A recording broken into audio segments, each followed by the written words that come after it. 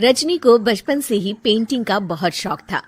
वो हमेशा से ही पेंटर बनना चाहती थी, पर उसके माँ और पिताजी ने उसको कभी भी इस चीज के लिए सपोर्ट नहीं किया और उसकी शादी नीरव से हो गई। नीरव रजनी को बहुत प्यार करता था, पर रजनी हमेशा चुपचाप ही रहती। वो इस शादी से खुश नहीं थी। वो ये शादी नहीं करना चाहती थी। उसे तो हमेशा से पेंटर जो बनना था। अपने इस सपने को वो नहीं पूरा कर पाई, इसलिए वो हमेशा उदास रहती थी। रजनी, बहुत ही बढ़िया फिल्म लगी है, कल देखने चले? नहीं जी, कल मुझे बहुत काम है, मैं नहीं जा पाऊंगी। अच्छा तो कोई बात नहीं, संडे को चलते हैं। देखिए, मुझे फिल्म देखना पसंद नहीं है। आपको जाना है तो चले जाइए। नीरव को मना करके रजनी वहां से चली जाती है और अपने बैग को खोलकर उसमें बंद पड़े ब्रश और कलर्स को देखकर रोने लगती है। रजनी, चलो ना कहीं बाहर खाने चलते हैं, कुछ तुम्हारी पसंद का। जी, मुझे नहीं जाना, मेरी तबीयत ठीक नहीं है। रजनी वहां से चली जाती है। नीरव को समझ नहीं आता कि रजनी उससे इतना दूर क्यों रहती है। वो जब भी उसके साथ वक्त बिताना चाहता है, रजनी कोई ना कोई बहाना बना देती है। एक दिन घर पर कोई नहीं था। रजनी घर का सारा काम जल्दी से खत्म कर लेती है।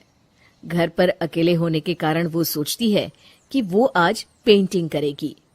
वो अपने कमरे में जाकर पेंट ब्रशेस और कलर्स निकालकर जैसे ही कलर मिक्स कर रही होती है कि दरवाजे पर बेल बज जाती है। अब कौन आ गया इस वक्त? इतनी मुश्किल से तो मुझे पेंट करने का मौका मिला है। रजनी दरवाजा खोलती है तो उसकी सास अपनी सहेलियों के साथ खड़ी होती है और सब घर के अंदर आ जाते हैं। अरे बहू, सबको शरबत बनाकर पिला दे, बाहर तो बड़ी गर्मी है। उफ। जी। रजनी पेंट ना कर पाने से उदास हो जाती है। उसे गुस्सा भी आ रहा होता है कि उसने इस शादी के लिए हाँ क्यों कह दी। वो रसोई में जा रही होती है कि उसकी सास उसे रोकती है।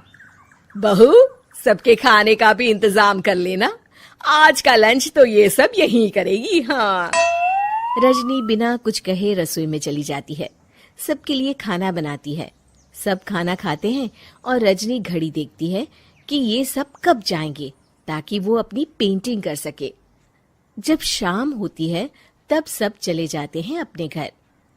अरे बहू, सब तेरे खाने की तो बहुत तारीफ कर रहे थे, सबको बहुत अच्छा लगा खाना। आपको मुझे सुबह बताना चाहिए था ना कि आपकी सहेलियां आ रही हैं। पता भी है कितना वक्त लगा सारा खाना बनाने में। अरे बहू, तू ऐसे कैसे बात कर रही है मुझसे? तो और कैसे बात करूं? मैं इस घर की कोई नौकरानी नहीं हूं कि इतना काम करूंगी। रजनी अपने कमरे में जाकर दरवाजा बंद कर लेती है। शाम को जब नीरव आता है तो उसकी माँ उसे पूरी घटना के बारे में बताती है। क्या रजनी ने आपसे इस तरह बात की माँ? हाँ, और पता नहीं उसे क्या हो गया है, शाम से बाहर भी नहीं आई है। मैंने तो कई बार आवाज दी, खाना भी नहीं खाया उसने। तू ही बात करके देख ले बेटा। नीरव अपने कमरे का दरवाजा खटखटाता है। रजनी, दरवाजा खोलो, मैं हूं। रजनी दरवाजा खोलती है और फिर वापस जाकर अपने बिस्तर पर लेट जाती है। रजनी, माँ से बात करने का ये क्या तरीका है? मैंने कोई गलत बात नहीं की है। अरे तुम क्यों ऐसे बर्ताव कर रही हो सबके साथ? क्या तुम इस शादी से खुश नहीं हो? रजनी कुछ नहीं बोलती। अरे बताओ मुझे रजनी, क्या ये शादी तुम्हारी मर्जी के खिलाफ हुई है? हाँ, मैं ये शादी कभी नहीं करना चाहती थी। तुमसे क्या, मैं किसी से भी शादी नहीं करना चाहती थी। रजनी रोने लगती है। चुप हो जाओ रजनी, बताओ मुझे, तुम क्यों नहीं करना चाहती थी शादी? रजनी बेड के नीचे से अपने पेंटिंग्स, कलर्स, ब्रश, पेपर्स निकालती है। इतने में उसकी सास भी कमरे में आ जाती है। ये देख रहे हो, ये थे मेरे सपने। मैं पेंटर बनना चाहती थी, पर माँ पापा ने कभी सपोर्ट नहीं किया और मेरी शादी करवा दी। मेरे सारे सपने टूट गए। हर वक्त बस गुस्सा आता रहता है मुझे। मैं जानती हूँ कि आप लोगों की इसमें कोई गलती नहीं है, पर मैं क्या करूं, मुझे समझ में नहीं आता।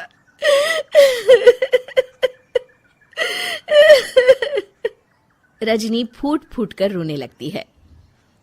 मुझे माफ कर दीजिए, आप दोनों के साथ मैं बहुत बुरा बर्ताव कर रही हूँ। अरे रजनी बेटा चुप हो जाओ तुम। नीरव पानी लेकर आता है। ये लो पानी पियो और शांत हो जाओ। रजनी पानी पीती है और उसकी सास पेंटिंग्स देख रही होती है।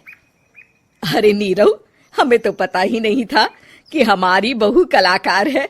अरे कितनी अच्छी पेंटिंग्स बनाई है, देखो तो। ये वाली तो मैं अपने कमरे में ले जाऊंगी। आपको ये पेंटिंग्स अच्छी लगी? अच्छी नहीं, बहुत अच्छी लगी। और तुमने हमें बताया क्यों नहीं? तुम जब चाहे पेंटिंग कर सकती हो रजनी। हम तुम्हारे सपनों को पूरा करने में तुम्हारा पूरा साथ देंगे।